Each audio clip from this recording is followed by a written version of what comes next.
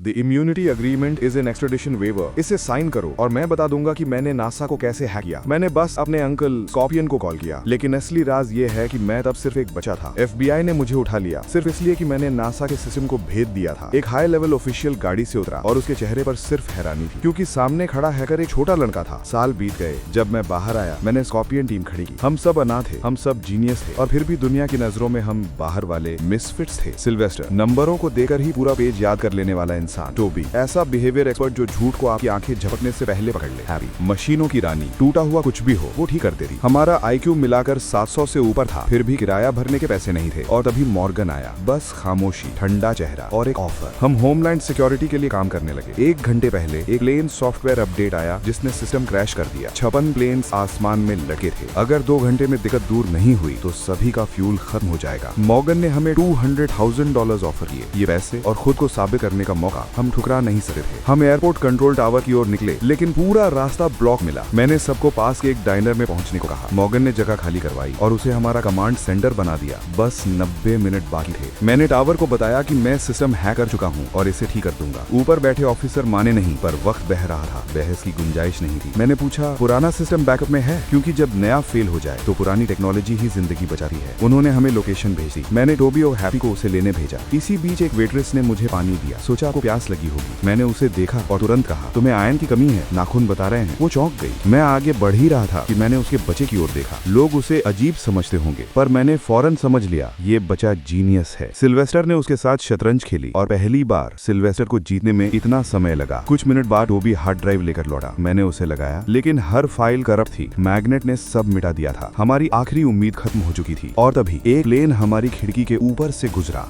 और मुझे समझ आया वो सारे प्लेन्स अभी भी पुराना सिस्टम चला रहे हैं। अगर हम उनमें से किसी एक से डेटा खींच सके तो टोबी ने एक पैसेंजर को कॉल कराया। वो इसे फ्रॉड समझ रहा था जब तक कि उसके पास एक फाइटर जेट ना आ गया। तभी उसने फोन पायलट को पकड़ा दिया। हैप्पी ने ट्रैफिक नेटवर्क हैक कर रास्ता खाली कर दिया। हम बीच रास्ते थे कि एक पिकअप अचानक सामने आ गई। मॉर्गन ने बिना हिचके उसे टक्कर मारकर रास्ता साफ कर दिया। मैं टावर पहुंच गया। पायलट को 30 फीट तक नीचे आने को कहा। हमने वायरलेस सिग्नल पकड़ने की कोशिश की, पर स्पीड का फर्क बहुत बड़ा था। सिग्नल लॉक होने से पहले ही गायब। मैं बाहर आया, सामने एक सुपर कार खड़ी थी। मैं उसमें कूद गया। 10 फीट तक नीचे आना होगा। कार पूरी स्पीड पर थी। प्लेन बिल्कुल हमारे सर के ऊपर था। पायलट लैंडिंग व्हील पर लटकर नीचे झुककर हमें केबल दे रहा था। मैंने केबल लगा दी। डाउनलोड शुरू हुआ। फ्यूल खत्म होने वाला था। पायलट को स्पीड बढ़ानी पड़ी। मैंने एक्सीलरेटर जमीन तक दबा दिया। आखिरी सेकंड में डाउनलोड पूरा हुआ। सिस्टम रिबूट हो गया। हजारों परिवार मौत के दरवाजे से वापस लौट आए। मॉर्गन मेरी तरफ चला। उसने मुझे एक लिफाफा दिया, होमलैंड सिक्योरिटी की औपचारिक ज्वाइनिंग इन्विटेशन।